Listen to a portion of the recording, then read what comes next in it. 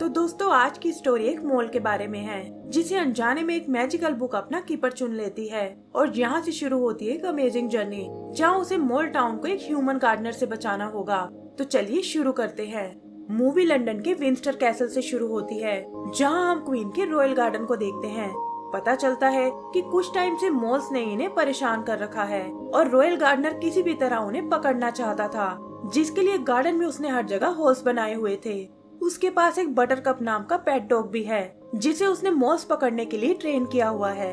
तभी वहाँ एक ट्रक आकर रुकता है जिसमें मॉल्स को पकड़ने के लिए कुछ मशीन्स रखी हुई हैं और गार्डनर कहता है कि अब अपने प्लान को एक्टिवेट करने का टाइम आ गया है। फिर हम जमीन के नीचे बनी उन टनल्स को देखते हैं जो असल में मॉल टाउन जाने का रास्ता है और टाउन के बीचों बीच रखी है एक मैजिकल बुक जो कि एक क्रिस्टल में कैद है। एक गार्ड दिन रात उसकी पहरेदारी करता है और फिर एक दिन अचानक वो बुक रिवाइव हो जाती है। इसी टाउन में रहता है मोली जो कि एक एम्बिशियस और इंटेलिजेंट मोल है, लेकिन उसके पेरेंट्स को ऐसा बिल्कुल नहीं लगता और वो उसे निकम्मा और नाकारा समझते थे। मोली टाउन में ही एक कैफे पर काम करता है और उसका क्रश है मोनालिसा जिसकी कैफे के सामने ही एक बुटीक शॉप है। उसके दोस्त उसे बहुत इनकरेज करते हैं, लेकिन मोली आज तक उसे प्रपोज नहीं कर पाया क्योंकि उसे देखते ही वो नर्वस हो जाता था। मोनालिसा भी उसकी फीलिंग को अच्छे से समझती थी, लेकिन चाहती थी कि प्रपोज करने के लिए पहल मोली की तरफ से हो। शाम को मोली उसे घर जाते हुए देखता है और तभी उसे मिलने मिस्टिक वहाँ आता है जो इस स्मॉल टाउन का लीडर भी था। वो मोनालिसा को इम्प्रेस करने में उसकी मदद करना चाहता था और कहता है कि तुम्हें उसे एक रोज गिफ्ट करना चाहिए, वो भी एक स्पेशल रोज जो सिर्फ क्वीन के गार्डन में ही उगता है। मोली को यह आइडिया बिल्कुल पसंद नहीं आता क्योंकि गार्डनर वैसे ही उनके पीछे हाथ धोकर पड़ा है, लेकिन मिस्टिक कहता है कि मोनालिसा को इम्प्रेस करने का ये बहुत अच्छा मौका है और तुम्हें इसे हाथ से नहीं जाने देना चाहिए। मोली बात मानकर ऊपर गार्डन में आता है जहाँ सिर्फ एक ही रोज फ्लावर था, लेकिन वो भी ठंड के कारण सूख चुका था। तभी उसकी नजर एक कैबिन पर जाती है जिसके अंदर एक हेल्दी रोज रखा हुआ है, लेकिन जैसे ही वो उसे लेने आगे बढ़ता है गार्डनर और उसका डॉग उसे देख लेते हैं। आगे का सीन मॉल टाउन का है जहाँ जगह जगह से मॉल आकर टाउन में इकट्ठा हो रहे हैं क्योंकि आज उनकी मैजिकल बुक अपना नया कीपर चुनने वाली है। मोनालिसा और मोली के पेरेंट्स भी वहाँ आए थे और सोचते हैं कि मोली इतना इम्पोर्टेंट ओकेजन कैसे मिस कर सकता है। तभी उनका लीडर मिस्टिक आगे आता है जिसके साथ दूसरे मॉल टाउन्स के लीडर भी हैं और वो अनाउंस करता है कि ये हम सब के लिए एक स्पेशल डे है। अब दूर दूर से आए मॉल्स अपनी स्किल्स दिखाएंगे ताकि मैजिकल बुक उन्हें अपना कीपर चुन सके।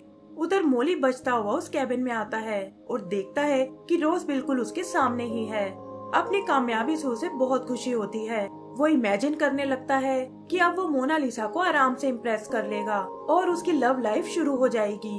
यही सोचकर वो उस रोज को तोड़ लेता है और अब बस उसे यहाँ से बाहर निकलना था। वही गार्डनर और डॉग को भी उसके कैबिन में होने का पता चल गया था और भागने से पहले ही वो उस तक पहुँच जाते हैं। गार्डनर ने मोल स्किन के जूते पहने हुए थे जिसे देखकर मोली डर जाता है। फिर अचानक वो मोली पर अटैक कर देता है, पर मोली किसी तरह बचता हुआ बाहर की ओर भागने लगता है। उसे लगता है कि शायद वो फंस चुका है क्योंकि आगे जाने का कोई रास्ता नहीं था और तभी एक शेड देखकर वो उसके अंदर चला जाता है कि शायद यहाँ उसकी जान बच जाए। वो देखता है कि शेड में तो अलग अलग तरह की मशीन्स रखी हैं जिनका यूज पेस्ट कंट्रोल में होता है। तभी उसकी नजर वहाँ टंगे एक ब्लैक बोर्ड पर जाती है जिस पर मॉल्स को फ्लश आउट करने का मास्टर प्लान लिखा हुआ था और ये देखकर मोली डर जाता है। वो तुरंत इस बारे में अपने साथियों को बताना चाहता था, लेकिन इससे पहले ही गार्डनर वहाँ आ जाता है और कहता है कि अब तुम मेरे हाथों से नहीं बच पाओगे।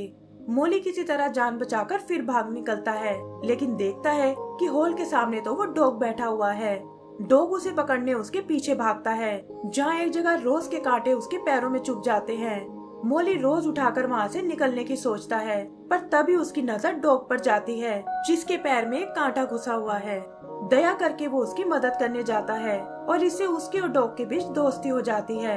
तभी वो गार्डनर को आते हुए देखता है जिसने ऑलमोस्ट उसे पकड़ ही लिया था, लेकिन वो किसी तरह उससे बचकर भाग निकलता है। इधर मॉल टाउन में ऑडिशन शुरू हो चुका था जहाँ अलग अलग मॉल्स अपनी स्किल्स प्रेजेंट करते हैं। इनमें से कोई साइंटिस्ट था, कोई डांसर तो कोई एथलीट, लेकिन किसी को देखकर बुक में कोई हलचल नहीं होती और मिस्टिक कहता है कि शायद हम में से कोई डिजर्विंग नहीं है। वही मोली फिसलता हुआ सीधा मॉल टाउन की ओर आ रहा था, पर एक जगह जमीन टूट जाती है और वो हॉल में बने एक पिलर से लटक जाता है। मिस्टिक और बाकी लोगों ने भी उसे देख लिया था, लेकिन इससे पहले कि वो उसकी कोई मदद कर पाए, मॉली उस पिलर के साथ नीचे गिर पड़ता है। तभी हम देखते हैं कि वो मैजिकल बुक उस मलबे से बाहर निकल आई है और ऑडियंस में इधर उधर उड़ने लगती है। फिर जल्दी ही मॉली बाहर आता है और उसके पेरेंट्स को लगता है कि आज उसने फिर से गड़बड़ कर दी। तभी वो मॉली के पास उस मैजिकल बुक को देखते हैं और मिस्टिक समझ जाता है कि बुक ने नया कीपर उसे ही चुना है। वो इस बारे में बाकी मॉल्स को भी बताता है कि मॉली ही वो स्पेशल वन है, और ये सुनकर सारे मॉल्स खुश हो जाते हैं। उसके पेरेंट्स को भी उस पर प्राउड फील होता है, लेकिन मॉली के माइंड में तो कुछ और ही चल रहा था। वो काउंसिल को गार्डनर के प्लान के बारे में बताता है कि कैसे वो मॉल टाउन को फ्लश करने वाला है, और ये सब उसने अपनी आंखों से देखा है। बाकी मॉल्स ये सुनकर डर जाते हैं, पर मिस्टिक कहता है कि तुम्हें इस बुक ने कुछ सोचकर ही चुना है और अब इस मुसीबत से हमें तुम ही बचाओगे। मॉली को कोई आइडिया नहीं था कि इस बुक को कैसे यूज करना है, और तभी वो बुक उसे लेकर उसके रूम में आ जाती है। मॉली उस बुक का नाम मैनी रखता है और पूछता है कि आखिर इस प्रॉब्लम से हम कैसे बाहर निकलेंगे। जवाब में वो बुक फ्लिप करने लगती है और तभी उसकी मोम आकर बताती है कि क्वीन ने तुम्हें अपनी रॉयल पार्टी में बुलाया है, जिसके लिए तुम्हें विंस्टर कैसल जाना होगा। पहले तो मॉली को बहुत हैरानी होती है, लेकिन फिर वो समझ जाता है कि ये सब इस मैजिकल बुक का काम है। फिर मैनी कपड़े चेंज करके उसे अपने साथ ले जाती है और मॉली देखता है कि वो तो मोनालिसा के बुटीक पर आ गए हैं। वहाँ वो पार्टी में चलने के लिए मोनालिसा को इनवाइट करता है और वो इसके लिए तैयार हो जाती है। मैनी मैजिक से उसे भी एक नई ड्रेस दे देती है और वो वहाँ से सीधा कैसल में आ जाते हैं। सिक्योरिटी गार्ड उन मॉस को देखकर बहुत हैरान था, लेकिन मैनी के मैजिक के आगे कुछ नहीं कर पाता और वो दोनों कैसल के अंदर पहुँच जाते हैं। यही वो गार्डनर अपनी मशीन को इंस्टॉल कर रहा था कि तभी उसकी नजर उन दोनों पर पड़ती है। उसे यकीन नहीं होता कि ये मॉल्स आखिर कैसल तक भी पहुंच गए, और वो कहता है कि मुझे इन्हें तुरंत रोकना होगा ताकि क्वीन खुश होकर मेरा प्रमोशन कर दे। उधर वो दोनों कैसल को देखकर बहुत हैरान थे कि क्वीन इतनी शानो शौकत से रहती है। मैनी ने भी सभी लोगों पर अपना मैजिक कर दिया था ताकि वो मॉस को देखकर कोई रिएक्शन ना दे, और इसका फायदा उठाकर वो एंजॉय करने लगते हैं। फिर मॉली मोनालिसा को डांस के लिए ले जाता है, लेकिन क्वीन उन्हें देख लेती है और कहती है कि इन्हें बाहर निकालने के लिए गार्डनर को बुलाना होगा। ये सुनकर मॉली को अपना मिशन याद आता है कि वो भी तो यहाँ उस गार्डनर को ही रोकने आए थे, लेकिन प्रॉब्लम ये थी कि वो इस बारे में क्वीन से कैसे बात करेगा, क्योंकि उसे तो इंसानों की भाषा बोलनी ही नहीं आती। ये सुनकर मैनी एक बार फिर फ्लिप करने लगती है और हम देखते हैं कि उसने वहाँ मौजूद हर इंसान को मॉल बना दिया है, जिनमें वो गेस्ट और खुद क्वीन भी शामिल है। लोग भी खुद को एक मॉल के रूप में देखकर डर जाते हैं और वहाँ हर तरफ भगदड़ मच जाती है। तभी उन्हें पकड़ने गार्डनर वहाँ आता है और जैसे ही वो दरवाजे को किक करता है, मैनी दरवाजे और दीवार के बीच में फंस जाती है। फिर गार्डनर अपने हैमर से उन पर अटैक करने लगता है और क्वीन सबको सामने रखे क्रिसमस ट्री पर चढ़ने को कहती है।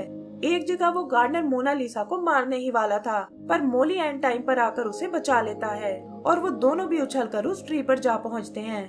गार्डनर अपनी वैक्यूम मशीन ऑन करता है, लेकिन देखता है कि अचानक उसमें कुछ खराबी आ गई है। क्वीन को लगता है कि काश इस वक्त उसके डॉग यहाँ पर होते तो वो इस गार्डनर को डराकर भगा सकते थे।